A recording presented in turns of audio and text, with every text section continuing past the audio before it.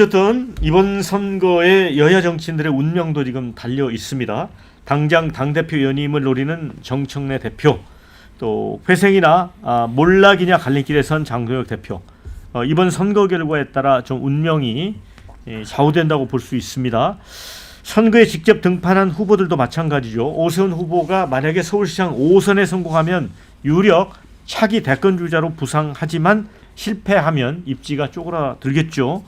조국 후보 역시 승리할 경우 단숨에 유력 대권주자로 또 떠오를 거지만 패배 때는 평택을이 정치적 무덤이 될 수도 있습니다.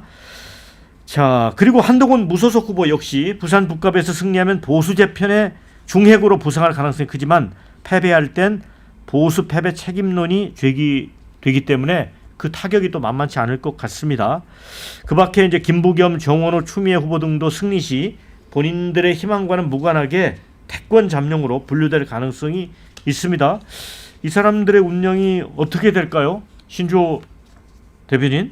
저는 어떤 선거 결과가 나오든 정치권에 굉장히 큰 지각 변동이 일어날 거라고 봅니다. 말씀하신 것처럼 전북 선거 혹은 평택을 선거에서 범여권이 결부가 되어 있는 것이고 부산 북갑이라든지 서울 선거 이런 여러 가지 측면을 고려해 보면 범여권이든 범야권이든 선거 이후의 노선 투쟁 그리고 정계 개편의 가능성까지도 전 열어두어야 된다고 봅니다. 특히 부산 북구 갑에서 하정우, 박민식, 한동훈 세 후보 중에 누가 당선되더라도 그것으로 말미암아 생기는 그 정치권의 혼란은 굉장히 극심할 겁니다. 하정우 후보가 당선될 경우에 이 보수 두 후보가 패배한 이유, 보수 분열의 원죄가 누구에게 있느냐 이거를 두고 아마 보수 야권이 굉장히 갈릴 것이고 만약에 한동훈 후보가 당선이 된다고 하면은 보수 재건 이 노선 투쟁을 우리가 어떤 식으로 확립해 나갈지에 대해서 야권에서 굉장히 큰 논란이 있을 것이고요.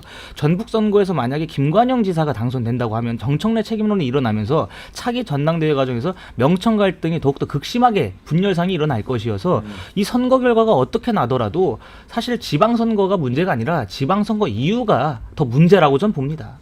그러면 제가 언급했던 오세훈, 조국, 그다음에 김부겸, 정원호, 추미애, 한동훈 이 중에서 누가 스타처럼 떠오를 것 같아요? 당선돼서? 이미 다 스타이신데 아니 당선될 사람은 네. 누구일 것 같아요? 저는 개인적으로 김부겸 전 총리 가능성이 높다? 당선될 경우에 차기 주자로서의 가능성이 아니 그게 아니라 네. 누가 당선될 것 같아요? 여기서요? 저는 오세훈 후보와 오세훈 후보가 지금 거의 확실하다고 전 보고요. 너무 뻔한 데다 나올 거 아니에요. 경우에 따라서는 이제 부산 북구갑 같은 경우에도 범야권 후보가 당선이 된다면 한동훈 후보로의 지금 결집이 일어나고 있지 않나라고 생각합니다. 아니 이제 그럴 가능성은 없나요? 한동훈, 조국, 오세훈 다 떨어지고 정청래, 장동혁 둘 다 아웃되고 이런 상황도 있을 수 있는 거 아니에요? 그런 상황은 없을 거예요. 없을 것 같아요. 예, 왜냐하면 정청래 대표도 연임은 전북이 지더라도 갈 거고 장동혁 대표도 이게 연장이 아니라 1년 임기가 남았잖아요. 대구만 지키면은 본인은 사실상 이번 지방에서 잘 버텼다고 하는 거예요. 그럼 큰 변화가 없겠네요. 없어요. 사실 없는데 한동훈이라는 정치인이 보수에 당선돼서 들어왔을 때는 좀 보수판이 좀 재밌게 되겠죠. 낮에는 장동혁, 밤에는 한동훈 이런 이 국민의힘의 내부 균열이 있을 가능성이 있어요. 근데 사실 저는 보면 이제 정청래 대표가 연임을 하려면 전북이 중요한 게 김관영 후보가 됐을 때는 이 호남 민심이 지금 거의 화약고거든요. 거기에 이제 발화점이 될 수 있어서 이 부분이 전당대회에 있어서의 조금 마이너스 포인트로 지대하게 가는 거지. 뭐 전북에서 뭐 김관영 후보가 된다 해서 아예 연임 도전을 못한다 그러진 않을 거다. 장동혁 대표는 큰 문제 없을 것 같다고 그러는데요. 저는 큰 문제가 없다고요? 예. 어떤 결과가 나오든 간에 예. 어떤 결과 아니죠. 결과 아니 뭐 대구만 이기면 모르겠습니다. 지금 뭐 지금 하원기 부대변인 말씀처럼 정청래 당 대표는 이번 지방선거에 대한 책임이 없다, 얼굴이 아니다. 뭐 그러면야 모르겠지만 우리는 그게 아니죠. 우리는 장동혁 대표가 지금 본인의 명운을 걸고 지금 뛰고 있는 거고요. 저희는 뭐 좀 8, 7, 1 얘기하지만 또 내부적으로는 5, 6만 나와도 우리는 상당히 선방했다라고 하면서 장동혁 대표에 대한 신임이 그대로 유지될 거다라는 얘기가 많이 있습니다. 이제 문제가 뭐냐면 만약에 한동훈 후보가 살아서 만약에 원내에 들어왔다. 그러면 원내에 들어오게 되면 무소속 후보를 하더라도 그 구심점을 통해 가지고 계속 당 장동혁 지도부를 공격하는 이런 일이 많이 생길 것 같아요. 현재도 아무 이제 지휘단이 밖에 있는 상태, 자인의 상태에서도 배현진 의원이라든가 네. 박정훈이라든가 또는 이제 여러 이제 친한계 패널들이 계속 방송에 나가지고 장동혁 지도부를 흔들었지 않습니까? 근데 빼치다고 들어오면 더 그 현상이 심해질 것이다 생각이 들고, 심지어는 진정호 의원 같은 경우는 본인 보좌진을 한동훈 를 굉장히 지지하는 그런 유튜브에 파견 근무를 보내가지고 또 논란이 되고 있습니다.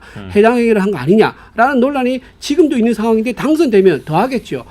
국민의힘 소속의 의원들이 자기 직원들을 무소속 무소속 의원을 도와주는 그런 일에 동원할 수 있기 때문에, 저는 만약에 한동훈 후보가 살아 돌아온다고 그러면 우리한테 굉장히 큰 어떤 격동, 소용돌이가 일어날 것으로 보인다 그리고 생각합니다. 짧게. 그럼 만약에 김부겸 후보가 이길 수도 있잖아요. 그러면 장동혁 후보는 끝납니까? 운명이? 김동연이 가능성 없죠. 이제 일어날 수 있는 가능성 가지고 얘기하면 제가 뭐 대답을 아니 드리는데, 황기 대변인은 이길 수 있다고 얘기를 하잖아요. 이제 그 자기 생각인 거죠. 대구 지면 다음 날 아침에 사퇴하는 게 아마 오늘 맞는데. 얼굴이 빨개지실 거예요, 저녁에. 김관영 지사 같은 경우 참 이게 좀 신기한 게 뭐냐면, 김관영 지사 이게 그 당선되잖아요. 그럼 이게 누구의 성과냐면 이재명의 성과가 될 겁니다. 그렇죠. 그럼 참 웃긴 상황이 된 거죠. 정청래 당 대표는 민주당에서 김관영 떨어지기 위해서 열심히 돌았는데, 그 무소속 후보가 당선된 게 또 이재명 대통령의 성과가 되는 이런 복잡한 게 뭐냐? 명청 갈등이 있기 때문에 그런 거예요. 그러니까 자기가 유리해 보이는 거 아무거나 막 집어 던지니까 논리가 없어요, 논리가. 뭐냐면은 정부 견제론, 이재명 견제론이라면서요. 예. 그죠? 그러면 이 선거가 민주당이 지면은 이재명 견제론 때문에 진 거잖아요, 그죠? 예. 정청래 견제론이 아니잖아요. 정청래 심판론이 아니잖아요. 예. 그러니까 저는 이게 이재명 얼굴로 치르는 거다. 음. 정청래 대표 얼굴 보고 유권자들이 나가지 않는다라고 말씀을 드린 거고, 그래야 논리적 정합성이 있으니까.